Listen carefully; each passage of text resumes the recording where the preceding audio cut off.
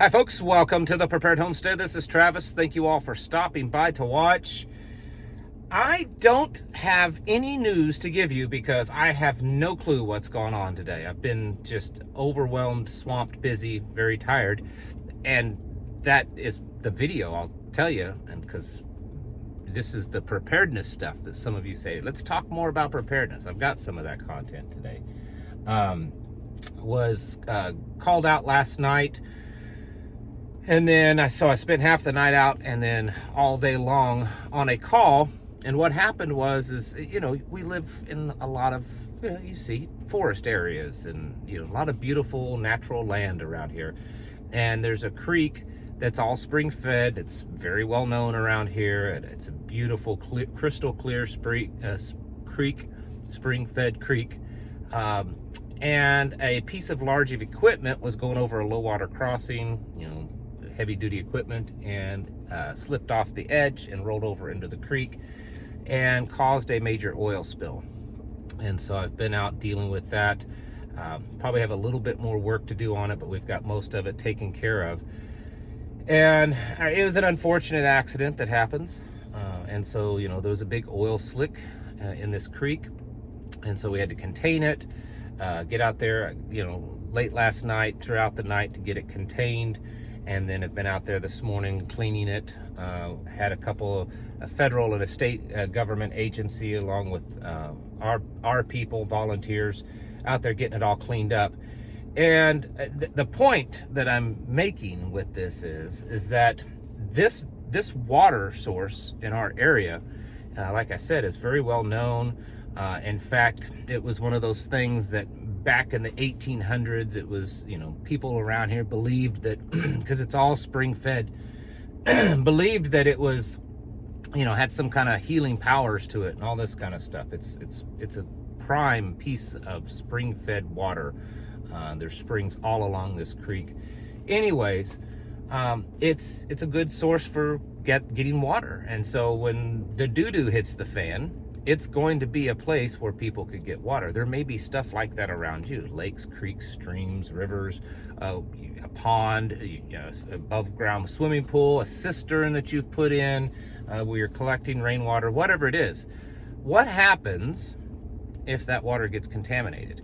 Now, this particular one wasn't so great that it contaminated everything. Of course, there was upstream from this point, but still, it's a good learning experience, and it's something that I've thought of today. These kind of things happen.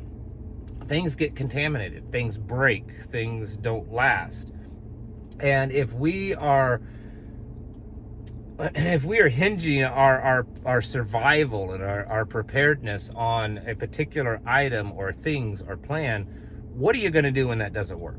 What are you going to do when your water source is contaminated beyond potential being able to drink it?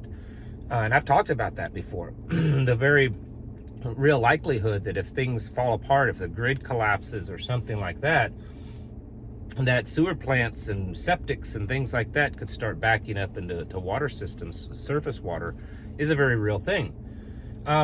What do you do if you stock up on a bunch of food to eat and then it goes bad? I knew someone that I didn't know them well, kind of knew them through someone else, a prepper, and they bought like 2 or 3 years of food, the freeze-dried food in a can that, various different companies sell. And so they had it a couple of years and they thought they would crack a can open and see what it was like, and they did, and it was full of bugs.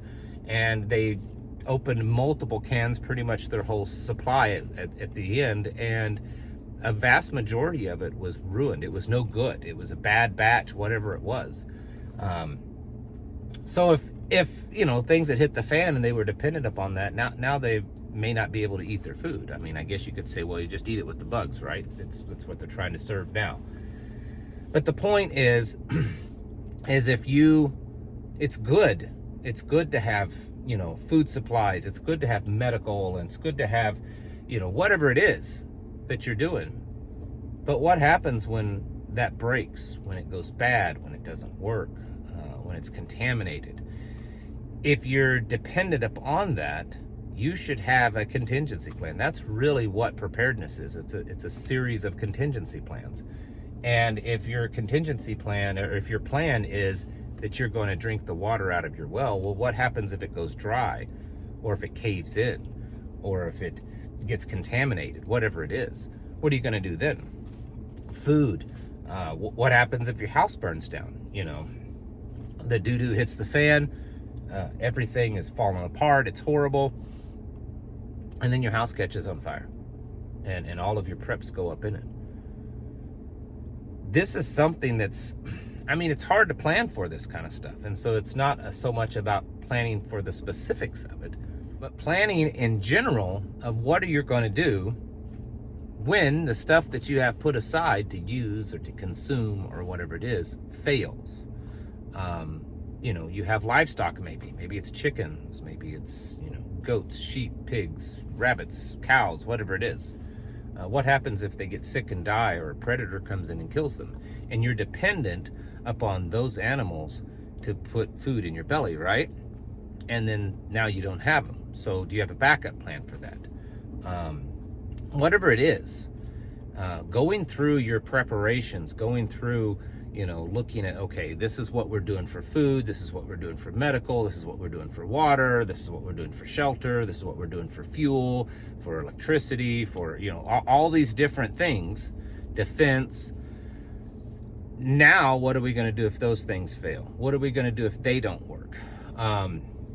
You know, I tell people all the time, firearms, everyone has to, you know, wants to have firearms. That's great. What happens if they break? What happens if they don't work? I keep, you know, especially for like the ARs, you know, I have at least a couple of parts kits for each AR, because, you know, it's not too hard to fix them. But there's other things that could happen that you may not be able to fix. There's all sorts of scenarios that a person could sit here and think of that would cause you to lose your preparations, or they become destroyed or unusable. And so now, while there's still a little time left, I would strongly encourage you to be thinking about, all right, this is my plan, this is what I plan to do, this is what I plan to use. Now what happens if that collapses, if that plan collapses, if I'm unable to use these things, if they no longer work, if they're destroyed, or, you know, whatever it is? Now what do I do? Now what do I do to grow food, or to produce some kind of food, or drinkable water, or medicine, or medical supplies? Having multiple layers of contingency, and I say this often. Now I think most of you listeners kind of get it, but when I was first saying it, a lot of people would push back. I would always say that when it comes to self-sufficiency, that you should push to be able to live like pretty much primitive. Have the ability to live without electricity, not solar, not generators, without any type of power, technology, or anything. I'm not saying that's how you should live now, or how you will plan to live when it all falls apart. I'm saying you should have the ability to live at that level. You know, if you want to have, you know, chainsaws or electric chainsaws or whatever to cut your wood, that's fine, but you need to have some old axes and some old crosscut saws as backups. This is I think a big gap that a lot of preppers don't think about. You know, they go out and they spend $3,000 and they buy, you know, 6 months worth of food, or a year's worth of food, or whatever it is, and they stick it away and they say, well, I'm good, I've got a year's worth of food. What happens if that goes bad? You know, what happens if, you know, the roof caves in, or the house burns to the ground? Now what are you going to do? Do you have a plan on producing your food? Do you have a plan on, you know, finding food somewhere else? There's all kinds of scenarios, but the point is that we have to be thinking about the what ifs. We have to be thinking about the worst case scenarios when it comes to our own preparations. We come up with all these, you know, theories and ideas of worst case scenarios for what's going on in the world, but we need to come up with worst case scenarios for what happens with us. Because when those things happen, now how are you going to survive? Now what are you going to do for water? What are you going to do to take care of your family, to protect them, to, you know, keep them warm? All of these things. And that's really a much more higher and advanced level of preparedness, but it's something that's truly necessary. You may not ever have those things happen, but I mean, it's just like, you know, 3 is 2, 2 is 1, 1 is none kind of thing. You know, if it's your personal carry firearm, you have a backup. If it's, you know, a flashlight, do you have batteries just in case the flashlight dies, or a backup flashlight? You know, all of this kind of stuff. You know, as a first responder and a fireman, I have that. I have a medical bag, or first responder medical bag, that I take with me on calls. But in the back, I have a really big scene bag, and it has lots of stuff, you know, in case I need more. You know, we try to have as much contingencies as we can. And right now, the way things are getting in this world, we really need to be thinking about that. So when again, today, you know, I'm out there all day long cleaning up this oil spill, thinking about, well, what would happen if the doo-doo hits the fan and this was a water source that we had planned on drinking out of, you know, just a scenario, and now it's contaminated. How is do I have the ability to clean this? You know, to have the ability to get the oil out, or to filter it and purify it to drink. What about my animals? You know, animals can drink mostly, especially livestock, can drink right out of the creek.